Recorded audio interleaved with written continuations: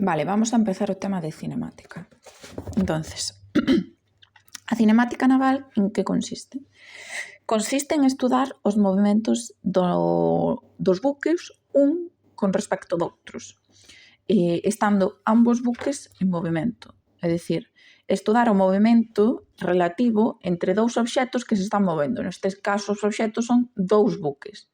Ben, entón, antes de comezar, vamos a ver cales son os componentes do movimento importantes que temos que coñecer con respecto exclusivamente a un buque, neste caso, pois, o noso propio buque.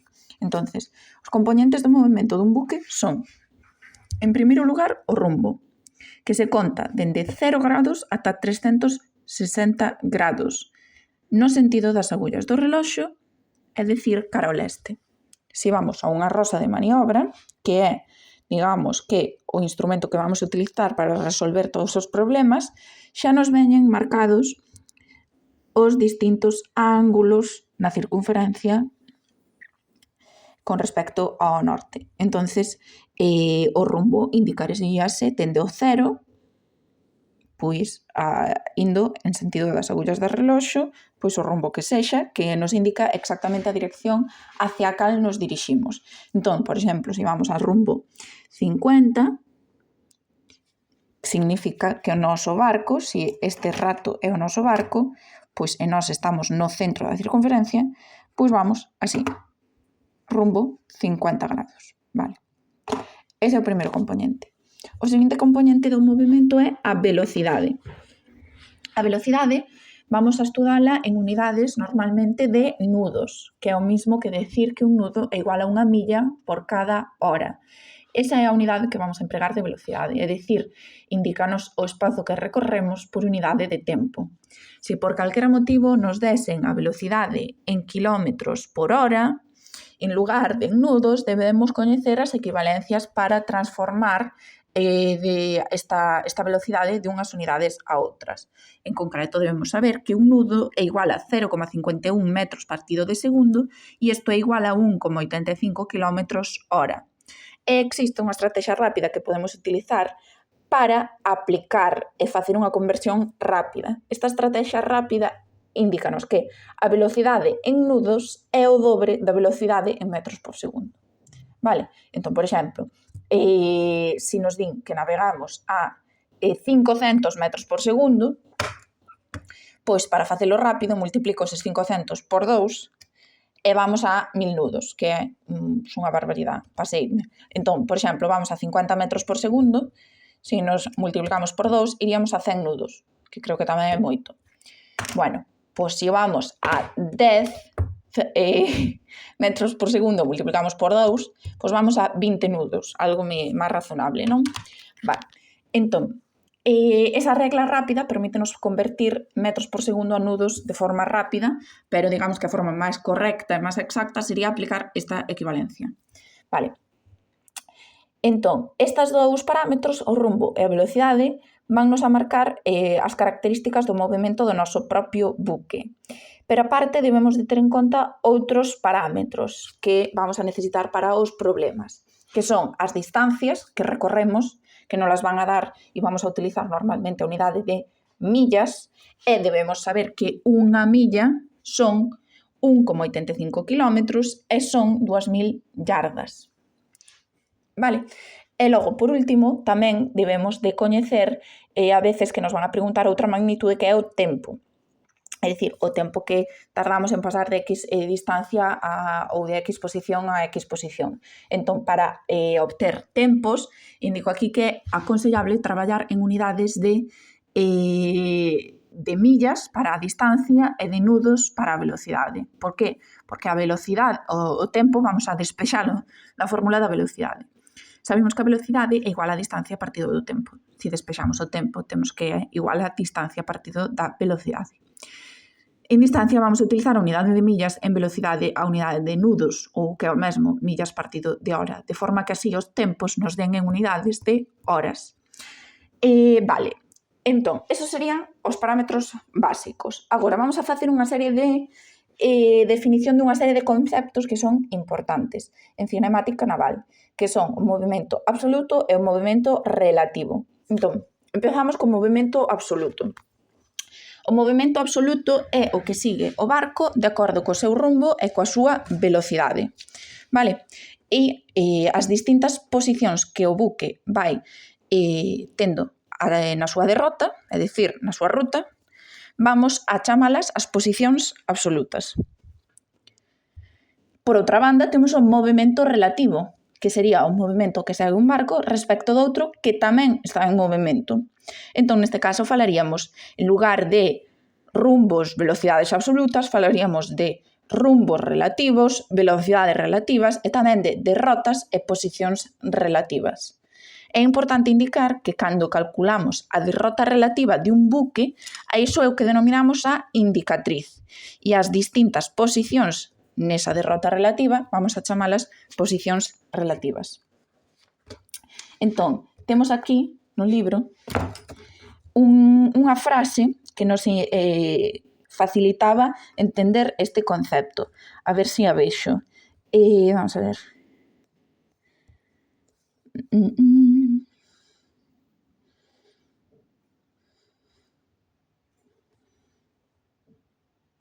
Vamos a lerlo todo. Movimento absoluto é o que realmente sigue o barco de acordo co seu rumbo e a súa velocidade, o que acabo de dicir. Este movimento é o que estudamos en navegación. Se hai corrente e vento, falaríamos de rumbo efectivo e velocidade efectiva, porque o rumbo e a velocidade absoluta se verían afectadas. Vale. As sucesivas situacións sobre a derrota chamarémolas as posicións absolutas. Hasta aí temos o movimento absoluto. Pero ahora introduce o movimento relativo é o que segue un barco respecto do outro que se está movendo e é fundamental no estudo da cinemática naval.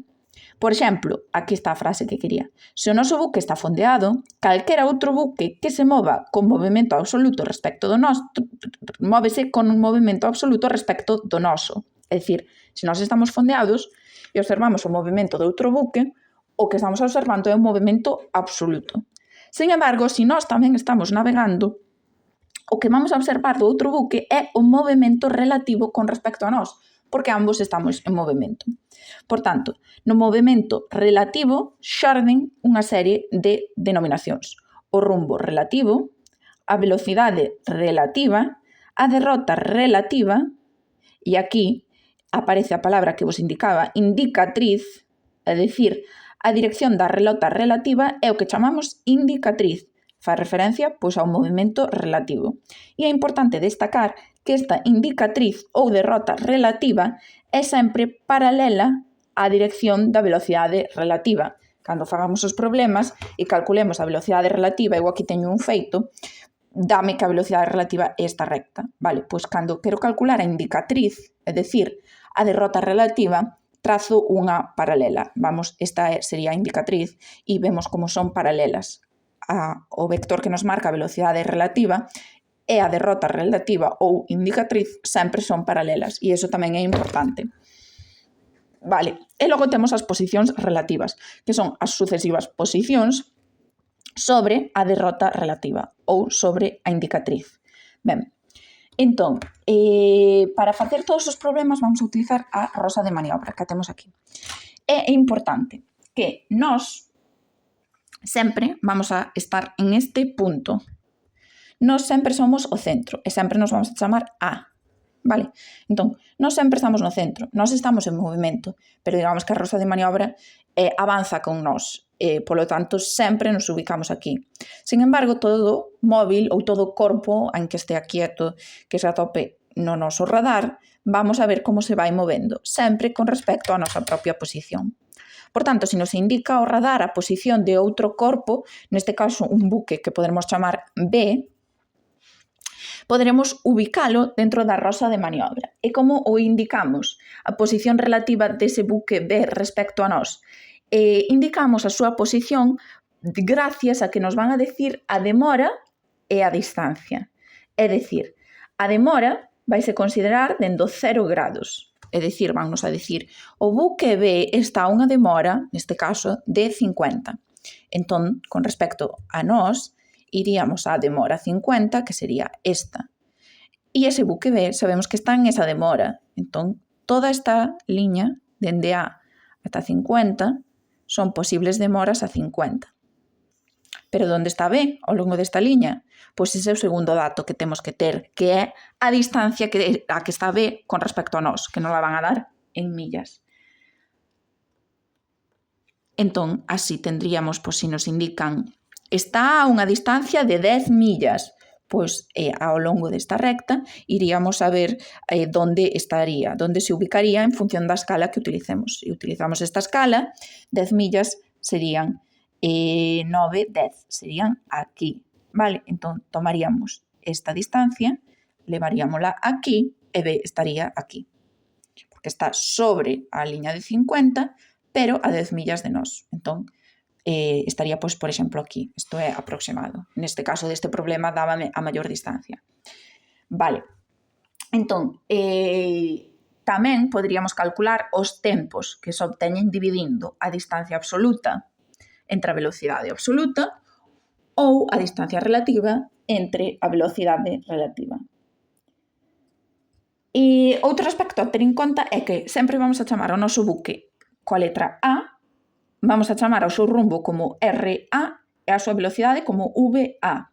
E ao outro buque, cuxo movimento relativo vamos a estudar, vamos a chamar sempre B, e ao seu rumbo vamos a chamalo RB e a súa velocidade VB. E como dicíamos, a posición de B en cada instante ven determinada pola demora e pola distancia con respecto ao noso barco.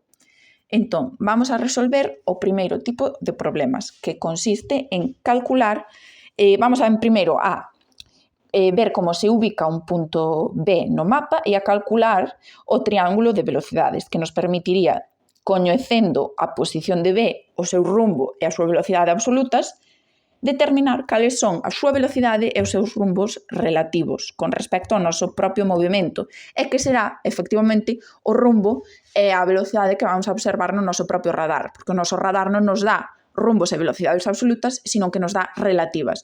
Entón, se tivésemos, imaginémonos que o buque B nos di, estou navegando a rumbo e a velocidade pero eu no meu radar non vou a ver iso. Eu no meu radar vou a ver o relativo. Entón, a partir destes datos absolutos que nos dan, e coñecendo tamén o meu desplazamento absoluto, o meu movimento absoluto, podo determinar como B se vai a mover de forma relativa con respecto a min e que, por tanto, é o que me vai a marcar o radar. E que, por tanto, tamén é o que teño que ter en conta a hora de navegar. Entón, vamos a velo no seguinte vídeo.